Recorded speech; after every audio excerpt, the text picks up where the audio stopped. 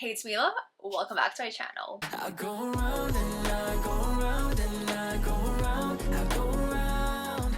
I'm always out, I am always out, I am always out, I'm always out. I keep running so I don't have to go. It feels so weird like sitting down to do my 2024 wrap. So much happened this year. So many things that I never could have imagined happened. But before we get into all that, if you're new here, this is like probably a very weird video for you to just like suddenly join my channel, but hi, welcome. If you're new here, my name is Mila. I make everything from college, lifestyle, and bookish type content. So if that sounds fun, definitely hit the subscribe button down below, and I hope you enjoy literally learning all my deepest darkest secrets of 2024. I'm sitting on my bed because I just wanted to be cozy. I'm wearing just a cozy sweater, my leggings. Oh my god, do we see these socks?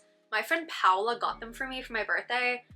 I'm trying to find an angle here where you can see the sausage dog.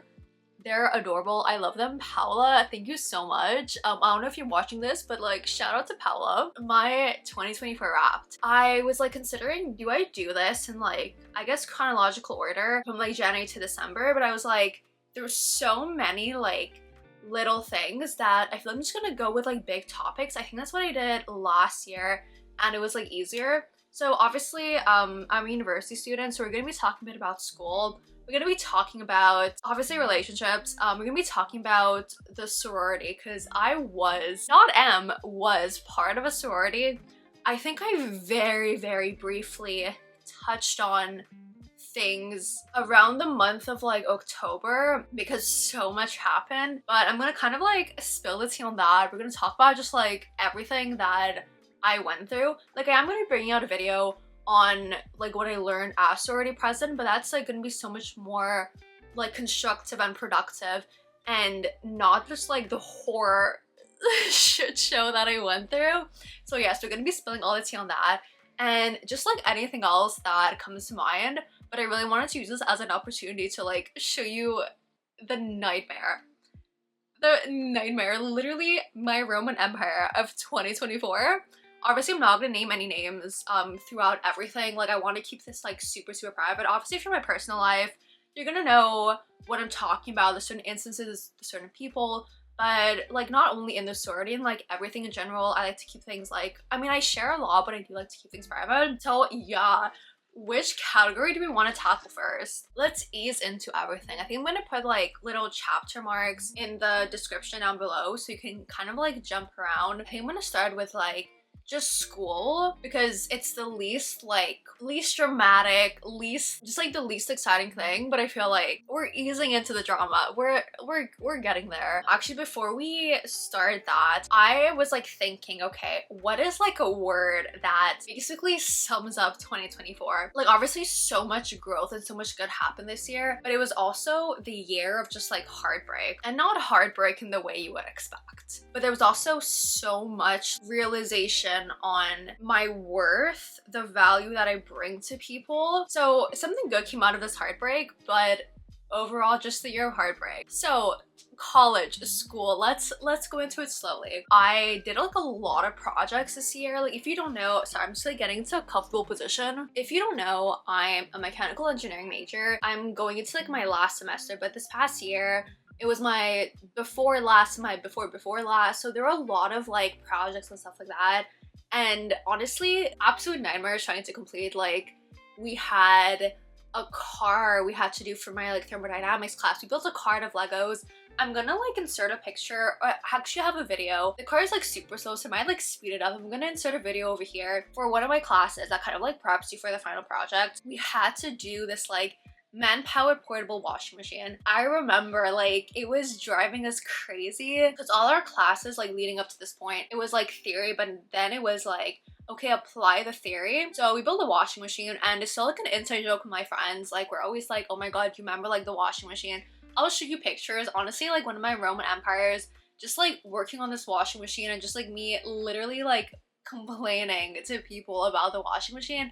But looking back, just such a fun project. I learned so much. Fall 2023, we had the toilets, and then the washing machine. Then this fall we started on the final engineering project. Funny enough, someone who I met because we were doing the toilet like project together, we are doing like the big final project. It's called the capstone. I'm pretty sure I talk about it a lot because it's such like a big part of my life. But for the capstone, we're working on like trying to put this into English. The whole part of like the F1 car from my school's team, from the motor to the wheels, like that whole system we're working on.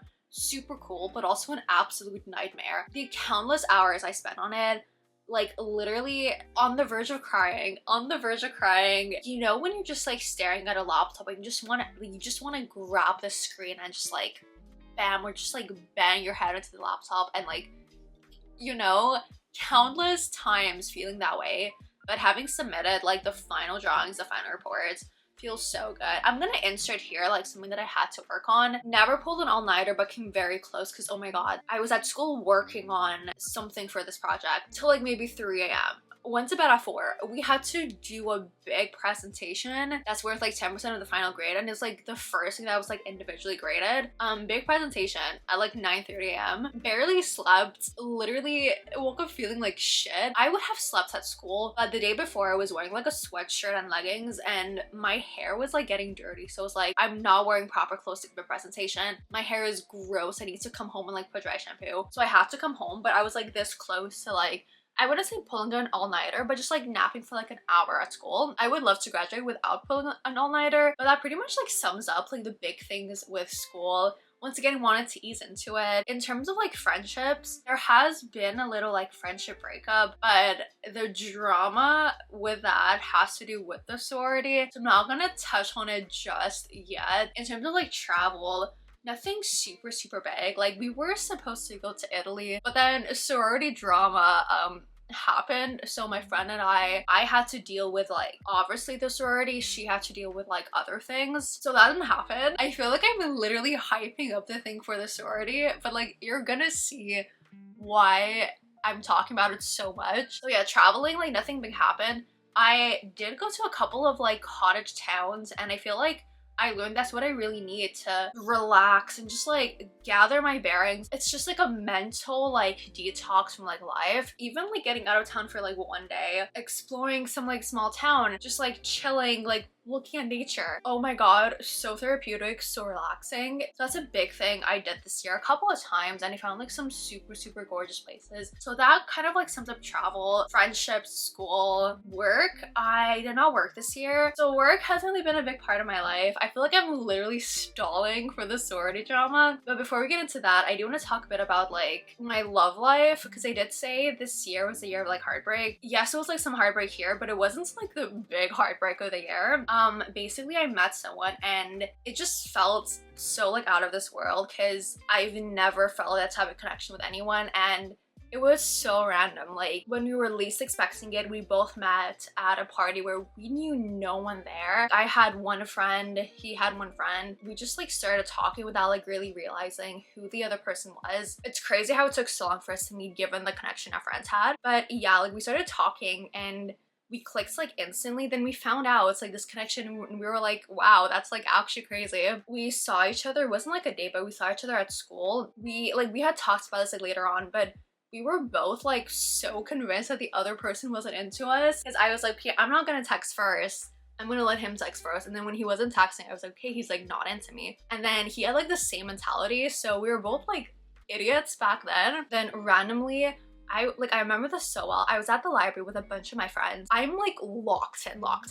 I glanced up, who do I see passing me? So I kind of took that as my sign that, okay, like just text him, right? And we went out a bit after that. I learned so much from that experience. I don't think I have like super high standards, but I like someone who, how do I say it? It's just like not really into like the dating culture that we have today, if that makes sense. Like I don't like someone who uses dating apps. I post a lot online. Obviously I have my channel, but I like someone who isn't like super online. It's kind of hard to find, like, you know, doesn't use dating apps, really prioritizes meeting people in person and the connection, which is not the common thing. Like everyone says that they want it, but also everyone meets through dating apps. So just like seeing, okay, like these type of people are out there. It's rare, but like the person who you want is out there. Those are like the very superficial things. There's like so many other things that I found out about him when we were talking, and I was like, wow, people like this actually exist. So even though it didn't work out, it gave me like so much like comfort and so much like confidence that like what I want is out there, you know? I know it's rare, but I know people like this exist. So honestly for that, I'm like super grateful. Moving on to the sorority, I was the president. Basically after winning elections like last December, people from the old VP board, like I was part of it, but like everyone else, like they were graduating or it was their last semester so they couldn't run. Basically all of them were like, yeah, good luck because your board is like absolutely chaotic. I knew from the start the odds were kind of like stacked against me because the board was made out of people who I know did not like me because this girl, I had a problem with her literally since day one. And then just people who were her friends or people that I wasn't really close with. So I knew that was a challenge, but I was like, hey, we're all adults. We can all be professional. I do recognize that there was definitely like a learning curve in acquisitions. Like we all kind of went into things not necessarily having been prepared the best, not really knowing how the board works, but I do feel like my mistake, because obviously I did make mistakes, right? We all made mistakes. I feel like there was some animosity towards me and my mistakes were always used as an excuse for others to not take accountability for their actions, which I'm the first to admit, like I have messed up. I made decisions that I should not have made. I did things I maybe should not have done, but it's absolutely childish that you are using my mistakes just to like not take me seriously when I am the president. I'm telling you something as president. Yes, I made mistakes, but that doesn't mean that you did not make a mistake, you know? So we had a lot of problems. Friendships, I wouldn't say friendships ended, but this position did put strains on some friendships. Like we've had problems, and then I admit I was really influenced by people at times because at the beginning of the year I put trust in my VP board. I knew that yes, there was some like, I wouldn't say animosity just yet, but there was some like negative feelings towards some people having been influenced by the board. I did make decisions that I regret. Yes, I was one who made the decision. I was one who said the things. I know like it was my mistake, but I was also heavily influenced by some people. So that did put strains in the friendships. We worked on some friendships. Others I lost. You know, like it is a shame that it came from like a difference in power, but how I see it is that like no disrespect to them, but if this was like would wreck the friendship, then how strong was the friendship in the first place, right? Because I did have arguments with my friends, but we were able to like put that aside and be like, okay, this is us in our position versus like a friendship at like Mila and this other person, right? Some friendships we could do that, others there was a strain, but I feel like it really does show like the strength of the friendship before. Once we got into like March, things got fixed, and people who I wasn't really friends with before, I became friends with because they were friends with my friends, and it felt good to have an ally on the board knowing that there's so much like toxicity and so much animosity towards certain people. Yes, these people messed up, like the people who the board was against, they messed up. I had problems with them, the board had problems with them, and one thing that I really did not appreciate was that I had a conversation with the people that I had problems with. We fixed it and we moved forward because we're professional. The board did not. So the whole month of March, I was basically defending the person who I had problems with, and I was getting constant jabs from this board. The craziest things, I remember I was working on the freaking washing machine, right? I was working on it. It was a meeting we had to submit maybe like a week later. I was off my phone for 6 hours. I literally turned it back on to 300 texts, mainly by like 2 people, because they were bringing all their drama, all their personal little things. Like one thing that absolutely drove me crazy was that they would bring any inconvenience to them and make it a VP problem. And I'm like, respectfully, no. Like this is a professional group chat. If you have a problem, go talk to the person. And one thing that really pissed me off was that they didn't want to fix their problems. They wanted to complain about the problems, but they never talked to people who they had problems with, and they made their problems my problems, which like respectfully no. You're in a VP position, you should have the maturity to fix your own problems. If you guys talk and things are not working out and it's an actual problem, then you can come to me. That's fine. Don't take your petty problems, make it a huge thing in the VP board, because it's like it was so clear that people were selfish and they used their power as a VP to like get what they wanted. But all that aside, literally my Roman Empire and the quote of the year was me telling people there's no way the VP board can get worse from like winter semester. Then September happened. Don't know how deep I want to go into this, but I ended up resigning because regardless of my own personal beliefs, I will never force a belief on someone. Never. Regardless of what it is, I will never force someone to believe something. Whole problem started given the situation in the Middle East. I'm pretty sure you can like allude to what I'm talking about. I don't want to go too in depth, but we should not be bringing politics into Greek life. When you bring politics into Greek life, you are automatically pushing aside a group of people. If you are in a VP position, if you are an advisor, you need to recognize that things should be neutral, regardless of what your beliefs are. If it's the majority, if it's the minority, you should be mature enough to be like, hey, this is my personal belief, but this stays outside. So many people are able to do that. So many people can talk with other people because they have respect for them. Others cannot. When it's the people on the VP board who are extremely toxic, selfish, problematic, and will do everything in their power to get their way, fighting for literally the entire sorority versus those people takes a huge fucking mental toll on you. It was a nightmare. I basically had the entire VP board and my advisor was against me, and I never felt so disrespected and so powerless in my life. Like, I remember we had this VP meeting, me and my friend Julie. You probably met Julie. Julie and I were literally fighting for neutrality, and we were basically told, oh yeah, everyone is entitled to their own opinion, but when you're here, you're expected to make this, like, to have this point of view. And I was like, absolutely not. Like, regardless of what I believe, I'm not forcing anyone to believe in something. Absolutely not. Like, you have to be crazy if you think that I'm gonna like enforce a certain belief like onto someone, which I feel like is a very fair thing. I understand that things are very sensitive, but we should be neutral. And if someone feels unsafe, we should do whatever needs to be done to make sure everyone feels safe without infringing on the other side, which I feel like is a very fair thing to do. The advisors and the VP board did not see eye to eye with this. After the meeting, I was like, okay, I'm not ready to address this at chapter, because I was talking with Julie after, who was basically the VP who is like the problem solver. We were talking and we were like, hey, after what was said, we need to have our own private conversation with the advisors because it is a very emotional topic. We're not ready to talk about it. Because one thing about me is that if I'm emotional, I cannot sit down and like create a proper thing to tell people. So we were like, hey, we're not going to talk about it. We're going to have our own private meeting with the advisors.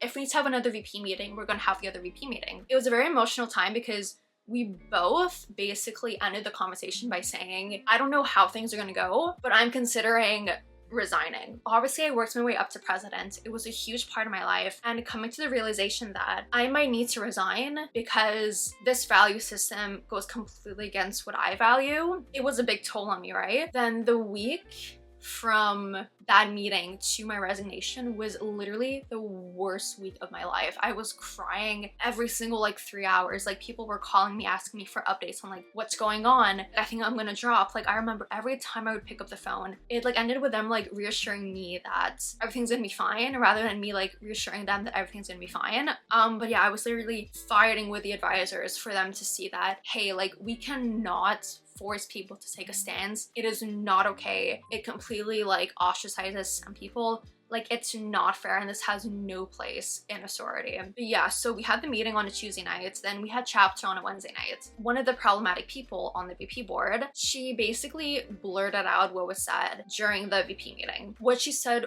was technically not wrong, and the most frustrating thing was that I know it was a very personal attack. Because one of my friends was talking with like one of the problematic people. She asked like one of the girls, oh, like, why did you do this without consulting Mila? And she told me that the girl answered, oh, like, I knew Mila wasn't gonna say anything, so we decided to say it like behind her back. And I'm like, wow, that's like absolutely messed up, because one, you have no place saying this. I'm the president. If a statement was to be made, it should have been by me. Not gonna share exactly what was said, but it was said in a very aggressive tone of voice, a very like, this is not the place for you, so like, get out. It should have been handled completely differently, and I couldn't say anything back in the moment because technically what she said, given the VP meeting we had last night, was not wrong. So the most frustrating thing was just like sitting there looking at Julie being like, I'm actually gonna kill this girl, and just having to like breeze over it as if nothing happened. And I was ready to talk to her after chapter, but they ran out, which just shows they wanted to cause problems. And the most frustrating thing is that they wanted to cause problems. They wanted to ostracize certain people that they did not like. And honestly, looking back, some of the most toxic people, some of the most just selfish people I've ever met in my entire life. But yeah, so they basically blurted that out, ran out of chapter, and it was Julie and I who had to do so much damage control. At the end, it was like me, Julie, and some other girl, and we were just like literally crying because we were like, we're probably gonna have to leave. And like when you put so much into getting this position, when you invested so much into something, it's absolutely heartbreaking realizing, okay, I'm probably gonna have to leave. So that was like Wednesday night. From then, like we told people like, hey, if you want to leave, I totally understand, but if you want to wait a bit, we're gonna do everything in our power to like see what we can do. And people like started leaving like left, right, and center, and obviously it broke my heart because, you know, we all came together in this thing. We all became friends because of this thing, and it's like the thing that brought us together was like slowly falling apart. We had our meeting with the advisors and we saw, okay, nothing could be done to like save us from this point. So I left, Julie left, and everyone besides the VP board left. It shows that even people who might have aligned politically with this stance recognize this is not the place for this. I was called names that I'm not gonna repeat here, but I was called names because I wanted to be neutral. Other people were called names because they were fighting for neutrality. Saving the sorority was like on mine and Julie's back, and as president, it was like everyone was looking to me to fix the problem. Everyone was putting their faith and trust in me. Damn, like it was a lot. But honestly, like going through that, it shows that I was a good president. Despite all my mistakes, I was a good president. People respected me. People had their faith in me that I would fix things. People were waiting for me to fix things. And when they saw that I could not fix things, that I had given up because I realized like it cannot be fixed, they left with me. So it shows me that yes, you have made mistakes in the past, but you were an amazing president because people trusted you. I feel like I'm actually getting emotional because people trusted you and people respected you. I did not think I would get emotional in this video because it feels like this happened such a long time ago. But yeah, this just shows like the emotional toll it had on me. Honestly, it was a beautiful thing. Like I'm so grateful for this experience, but also having to like sending that resignation text. Like when I resigned in our sorority group chat, obviously everyone who was gonna leave already knew that I was gonna resign. I kept it very secret from the VP board. My mentality was, hey, like you wrecked this for me. I'm gonna catch you guys completely off guard, and it's your job to deal with like the aftermath of like my sudden resignation. So in the like group chat for the entire sorority, I kept it very like fun, friendly, being like, hey guys, like most of you already know this, but I think I'm gonna resign. I'm super grateful for all the experiences I had, for everyone who believed in me. And the only like little jab that I did was that I finished like my little paragraph by saying, I love you all and I hope that you have the confidence to leave a situation when you know something isn't right. That's all I said. To the advisors, I literally gave the most professional FU. I'm not gonna share my test, that's like a little personal. I kept it very professional, but I was also like, hey, these are the type of people who are on the board. This is not okay. This like pushing people aside because they don't agree with you is not okay. Taking a stance and forcing on other people is not okay. And I also mentioned like, hey, I can't fight anymore. I'm done fighting because these people took the love that I had for this away. I'm done trying because I don't have it in me anymore, which is the most heartbreaking thing because it's like when you become apathetic, when there's no more emotion tied to it, and it's all caused by someone who has had a problem with you since day one. Like I hate giving her the time of day, but I was told by people that she drove some of my friends to leave. She was trying to get me to leave like from day one, and knowing that like she won in a way, that she got me to leave, it felt like defeat. But then I was like, okay, I left, but literally, what did you gain? Like, I got the experience. I'm growing so much. I have the respect and trust of all these people. What do you have? So even though I saw it as like her winning, I was like, who really won in this case? Like, it's not just me who had a problem with her. It was like everyone else had a problem with her, and I'm not gonna share, but there were so many things about her that clearly showed she was not a good person. How she treated her friends, just her morals, her ethics, just overall not the best person out there. But yeah, like the biggest heartbreak of this year was losing the sorority, but it also kind of made me appreciate the friendships I made in the sorority so much more, because it's like now we actually have to make plans to see each other. It's not like, oh, we'll see each other at the sisterhood, at the social, at like whatever events. No, it's like we actually make plans. So it shows, okay, like these friendships go past being like sorority sisters. Like we're good friends, we want to see each other, we make plans. Yeah, that was like literally a fever dream. Because in the span of 1 week, 25 people left, we were all absolutely heartbroken, and I'm sure like no other experience I'll ever have in my life would compare to something like this. Like I know they're very like toxic people in the workplace and I'm gonna meet in the future, but I truly believe like no one comes to the same amount of like toxicity, of selfishness, and just of hate that these girls had. It honestly surprises me that we lasted so long without this being a problem.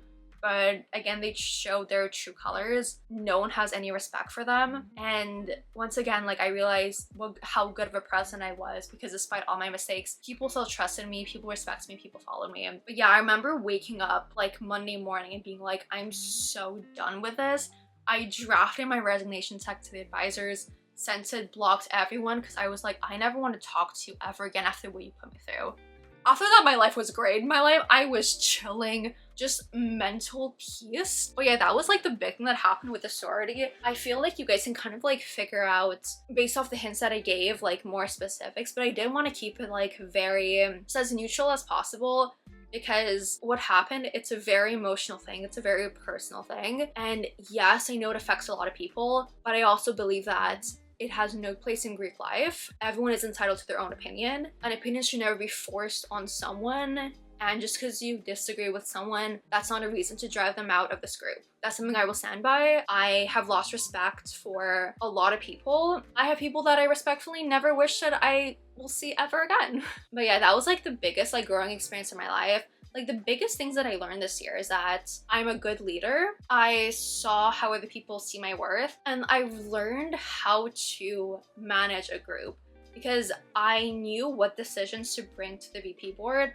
And like, despite their complaining that I don't give them power, like I knew my group. I knew what was best. I always did what was best for the girls, regardless of what the VP board thought, because I knew that they did not care about the people that the decisions were affecting. So I know that I was a good leader. I cared about people. People saw that I cared about them. And I know that it's a skill that I will take further on in life, and that I'm not gonna put anything in front of my morals and values. Like I remember talking to my dad, and he was like, you know, some CEOs leave the company because the values no longer align with that of the company, and it says so much on their character that yes, like they worked so hard in this, they put time, effort, and energy, literal blood, sweat, and tears, but it's like they're willing to walk away because they do not agree with what's going on. Honestly, he played like a huge part in this. Julie's dad played a huge part in this.